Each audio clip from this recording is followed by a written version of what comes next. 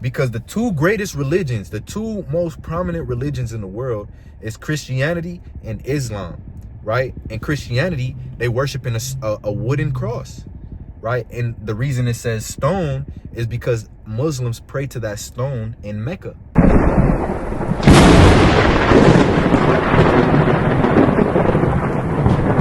Shalom, shalom. First off, I want to give all praises to the Most High Yahweh, through Yahweh Shai, his brother Shammai, representing the sons of God.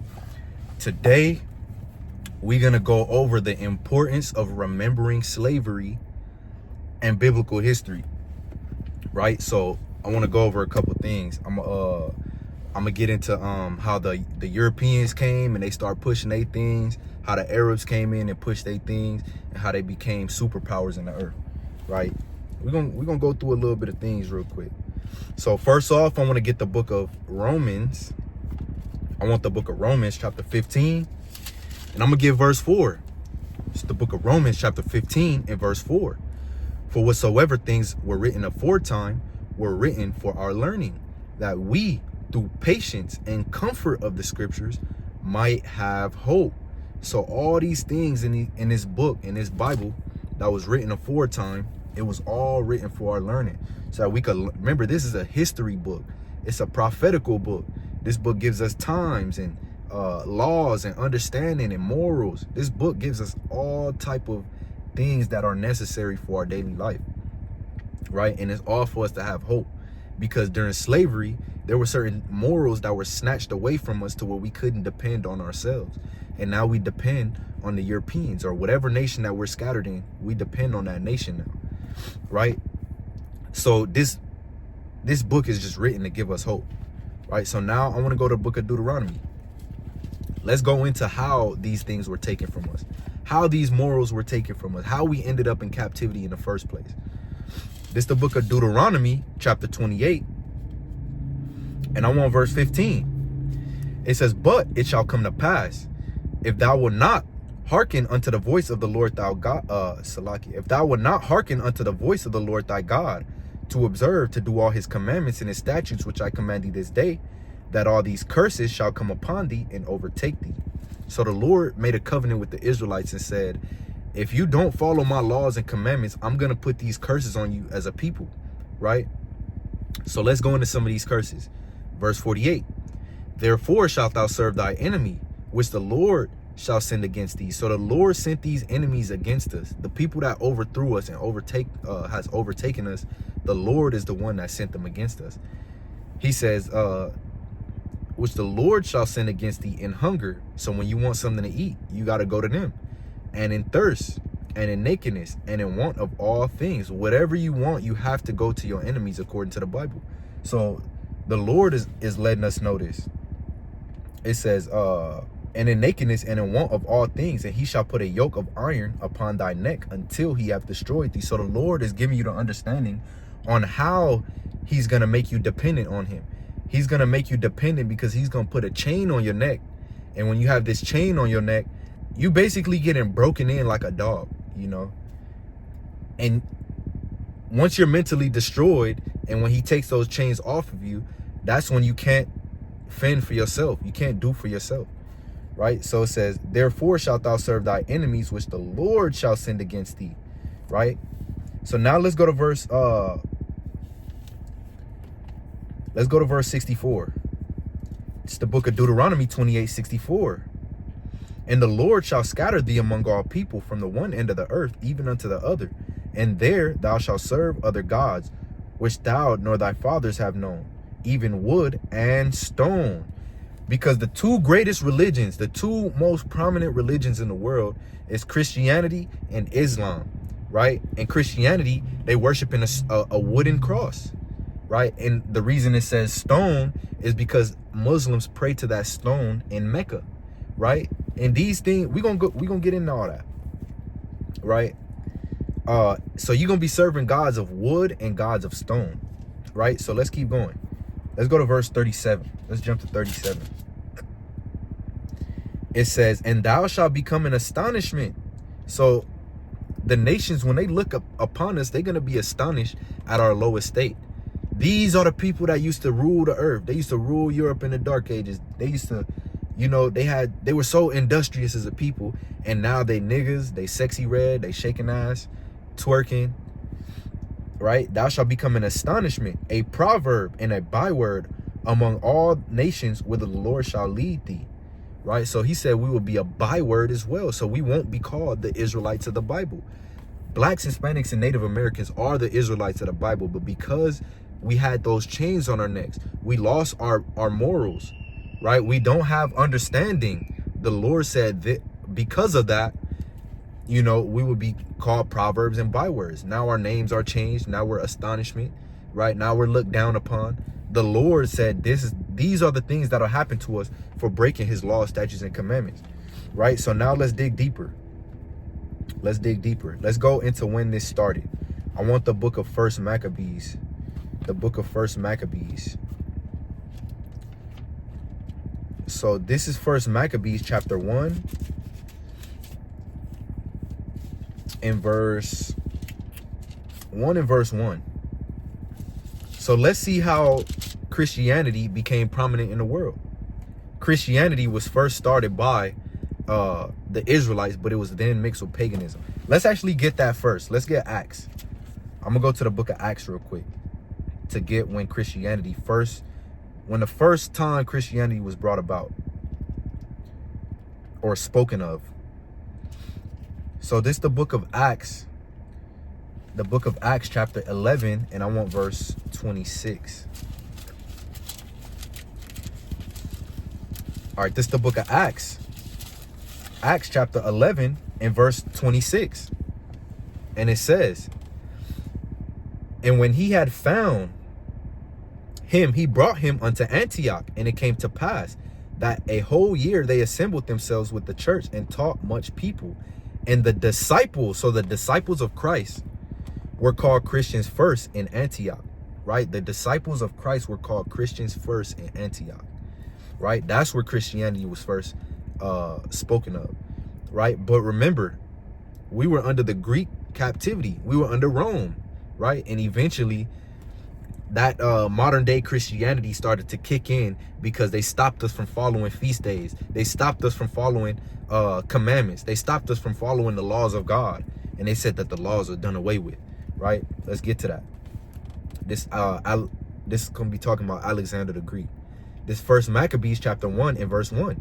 And it happened after that, Alexander, son of Philip the Macedonian, who came out of the land of Chittim, has smitten Darius the king of the Persians and Medes, and reigned in his stead the first over Greece, and made many wars. So this nation made wars in the earth. It says, and won many strongholds, and slew the kings of the earth, and went through to the ends of the earth, and took spoils of many nations, and so much that the earth was quiet before him, whereupon he was exalted, and his heart was lifted up. So his heart was lifted up and he was exalted because he had military might in the earth. And these nations started to convert to his ways. It says, and ruled over countries and nations and kings who became tributaries unto him. So they were for his cause. They paid taxes to him. It says, and after these things, he fell sick and perceived that he should die. So once Alexander the Great was about to die, he gave his kingdom over to his friends that he grew up with. And once he gave the kingdom over to them, that's when Rome started to come about. That's when all these nations started to come about, right? And on the other hand, so that was the wood part, right? Let's go into one other thing. Let's go into the next chapter after that. Let's show the paganism, right? Because remember, the disciples were called Christians first, but let's show you the paganism that was put into it as well. This is the book of First Maccabees, chapter 2 and verse 21. This is how paganism pushed into Christianity. It says, God forbid that we should forsake the law and the ordinances. So the law and the ordinances is what the Israelites followed. God forbid that we should forsake the law and the ordinances. We will not hearken to the king's word to go from our religion. So religion just means way of life. These modern day religions like Islam and Christianity was never ordained by the Most High God. So religion is way of life, and their way of life was following the law, statutes, and commandments. It says either on the right hand or the left. So now when he had left speaking these words, there came one of the Jews in the sight of all to sacrifice on the altar, which was at Modin, according to the king's commandment. So the king's commandment was to sacrifice to a Greek god, right? Because they were the Greeks. So he wanted them to sacrifice to a Greek god, right? And one of the Jews did it. And this is how our people slowly started to put paganism into their customs, right? It started right here. It started right here, right? This is how it happened. Our people slowly started to drift off, right? So now let's go to 2 Maccabees 6:6. So the disciples were called Christians first, right? But what are the things that these Christians were able to do if we couldn't follow certain feast days? We couldn't even profess our... Let's read this. 2 Maccabees chapter 6 and verse 6. Neither was it lawful for a man to keep the Sabbath days, right? So if you were Israelite and you kept the law, you would be keeping the Sabbath as one of the laws, right? But it wasn't lawful under their captivity to keep a Sabbath day. It says, nor ancient feasts, or to profess himself at all to be a Jew. You couldn't even claim your nationality at this time. You couldn't profess yourself at all to be a Jew, right? So you couldn't do that. It says, and in the days of the king's birth, every month, they were brought by bitter constraint to eat of the sacrifices, right? So we have to follow his birthday, right? So that's when birthdays came into power or into play. That's when, that's not the only time, right? You could read about it in Job where they celebrated birthdays as well, right? But we had to follow birthdays. That wasn't one of our customs that we just did to follow birthdays, right? So now he forced us to follow birthdays. He forced us not to claim who we are and follow our laws, right? So eventually we started to convert more and more into these paganism traditions that they set forth before us, right? That's why when you read in the New Testament, you start to see how the scribes and the Pharisees, they were accepting money. They were being, it was false prophets in Israel. People were going off in all these churches, right? That's why these things happen, right? And that's why we have modern day Christianity, because these European powers, they took over and they forced this into our minds. And now it's one of the biggest religions in the earth. And it's leading us to hell. It's leading us to, you know, to the bottom, to destruction, to stress and curses, right? So now we're going to go into the book of Babylon to Timbuktu, and we're going to go into page 49. Page 49. Let's get into Islam, right? Which is the religion of stone. Islam. So I'm gonna go to the second paragraph. It says, Muhammad tried to construct his religion as closely as he could after the Jewish religion, right? So Muhammad was a camel driver, and he was like a taxi for the Jews, right? Because once the Romans started to take over and the Greeks took over, we had to run into Africa. We had to run into Africa so that we weren't taken over and killed and all die, right? So Muhammad was around us a lot, right? In the Middle East, in Africa, and all these different places. And he tried to construct his religion as closely as he could after the Jewish religion. He favored the Jews by accepting many of their laws and traditions. When the Jews refused to be converted, he commanded his followers to stop turning to the holy city of Jerusalem in prayer, but rather to turn to the city of Mecca, right? What's in the city of Mecca? The stone, right? So the Bible is a true book. This history is true, right? We serve religions of wood and religions of stone, according to Deuteronomy 28:64, right? He said, turn to Mecca. What's at Mecca? The Kaaba stone. He changed the Jewish Yom Kippur, the Day of Atonement or fast, which he had accepted for the month of Ramadan. Muhammad changed the Jewish Sabbath from Saturday to Friday. So it was never Sunday. It was always Saturday. It's not Friday. It's not Sunday. It's not Wednesday, right? The day of the Lord was always on Saturday. But in the church, they do what? They make us worship it on Sunday. It says we have another parallel with Christianity. So now he's going to touch on that. In the 4th century, the church changed the Sabbath to Sunday and reorganized this calendar to make Easter separate of Passover, right? So these are the stresses and struggles that we went through as a people. So this is why we have to remember what we went through, right? So now after reading that, I'm going to show you how these two religions and the people that fall under these religions, like the Europeans and the Arabs and the Native Africans, They all work together to put us in captivity to get power in the earth. So we're going to go to the book of Joel. I want the book of Joel. I'm going to go to chapter 3. I want Joel chapter 3 and verse 4. It says, yeah, and what have you to do with me, O Tyre and Zidon, and all the coasts of Palestine? So the Arabs in Palestine, Tyre and Zidon, which are the Africans, the Lord said, what have you to do with me? Will you render me a recompense? And if so, and if you recompense me, swiftly and speedily will I return your recompense upon your own head. Because you have taken my silver and my gold, and have carried into your temples my goodly and pleasant things. So they took all of our riches. We were some of the most industrious, rich people in the earth, and they took all of our riches. These are the things we have to remember, and we have to yearn for that. We have to want that. The Lord said the kingdom is going to come not by just watching. We got to take the kingdom. We got to fight for the kingdom, right?